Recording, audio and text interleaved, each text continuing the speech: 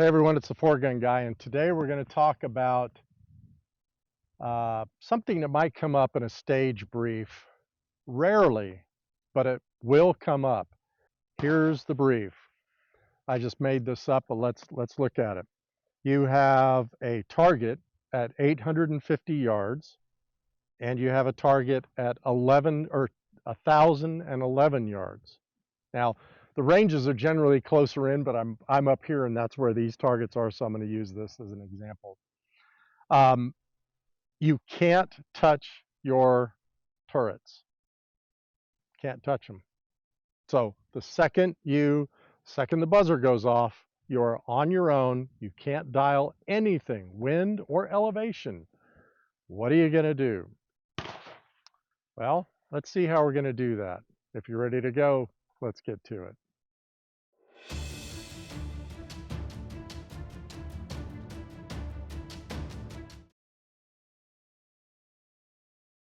So the first thing is you're going to set up your dope card. This is a very simple dope card. I usually have wind brackets. Look at my video on dope cards. You'll see what I'm talking about. I just did this one off the cuff just to see if we're gonna be okay. But here's the dope card, right? So let's look at this. 1011, 9.9, 850, 7.4. 1011 has a 10th wind right. The 850 has 6/10 wind left. What's going on? What do you mean 6/10? Why is there such a big difference? Because these targets are, the 1011 is straight out, and the 850 is about 30 degrees, maybe 25, 30 degrees to the left, and the wind is blowing this way. Okay, so the wind is almost behind us for the 1011 target, and it is coming across. It's coming from the left. It's sweeping left on the 850 target. Okay, I can't touch my dials, right? So I have to. Look, if I could dial, this would be fairly easy. I would dial, and let's say we start at the 850 target. I would dial my 850 target. I'd start, I may not even dial any wind because I'm going to come back to zero over here at the 1011 target. And I'd shoot the 850 with holding 6/10 of wind. And then I'd come to the 1011 target, dial to 9.9, and then shoot it. And then I'd come back because generally it's 2 shots, 2 shots, 2 shots, 2 shots, right? So when you can't dial, it's a different story though, isn't it? So what are you going to do here? I'll tell you what you're going to do. You're going to dial the 850 because it's your closest target. You're going to have that in the gun. So I'm going to dial 7.4 in the gun. I haven't shot this yet, so this will be, and then you're going to put your turret down, right? And then on the windage turret, I'm going to set that to 0. It's set to 0, and I'm good. What I'm going to have to do here is I'm going to have to use my reticle. So when I come to that 1011 target, I'm going to come up what? I'm going to come up 2.5 mils on my elevation. Now, this is going to get into a conversation we need to have, and it's going to, you're going to get into arguments with people when you bring this up. So let's talk about reticles. Some of the pros are going to a non-tree reticle. In other words, I'll put this example of, this is my Razor Gen 3 with the EBR 7C reticle, which I love. That's my favorite reticle of all time, and it's a tree style reticle. Some of the pros are saying, I don't think I need the tree. It just gets in the way. I'm going to go without one. I think that's fantastic. If you're that good, what do I always say? If you're that good, great. But here's my point with that. For me, when I'm having to come down 2.5 mils or come up 2.5 mils and I don't have my tree reticle, man, that's tough for me, especially on a 1,011 yard target, right?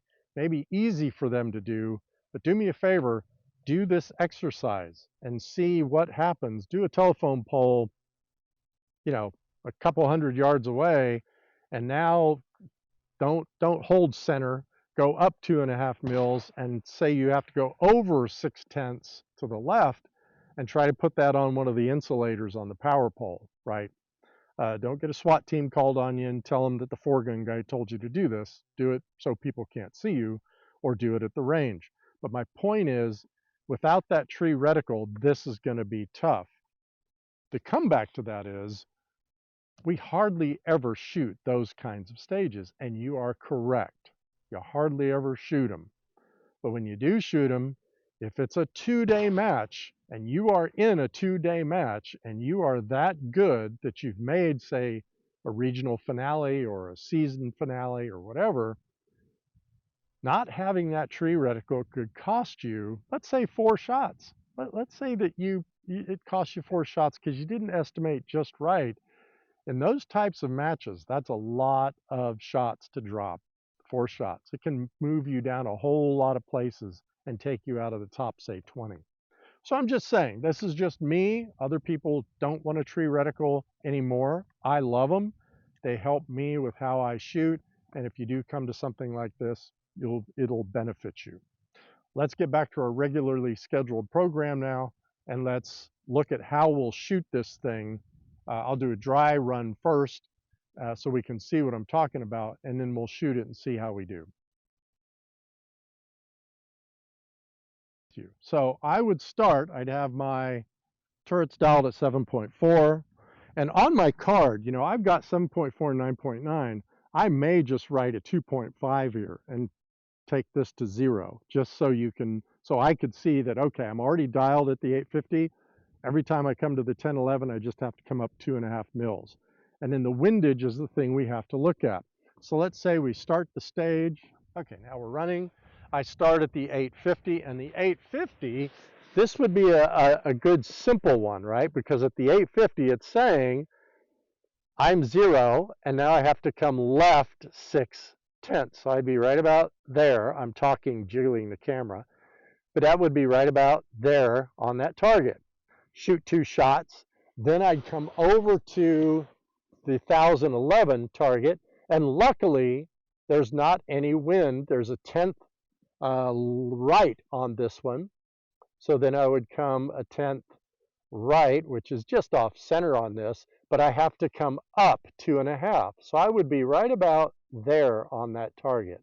Okay, what if this was the opposite though?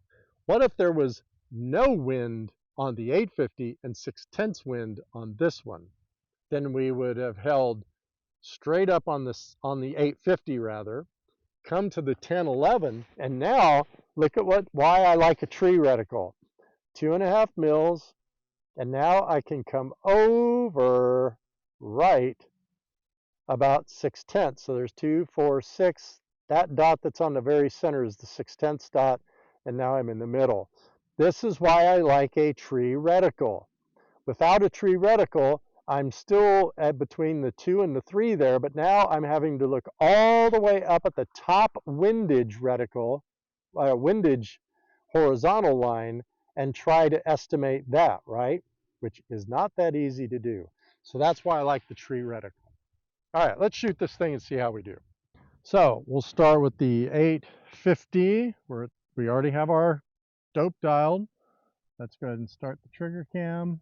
Make sure it's running. It is. And let's come out here. So here we are at the 850. I'm going to give it, I'm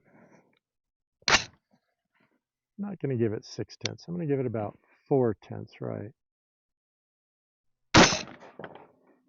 Impact. There was one impact, right?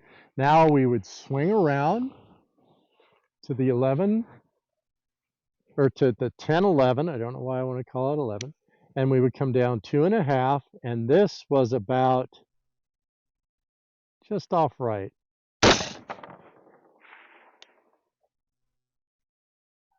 Impact, I heard it. I don't know if it registers on there. Let's see if we send another one at this one and see. Impact, you see it swing? So there's 1,011 yards. Then we would come back to the 850, and we are right on target. impact.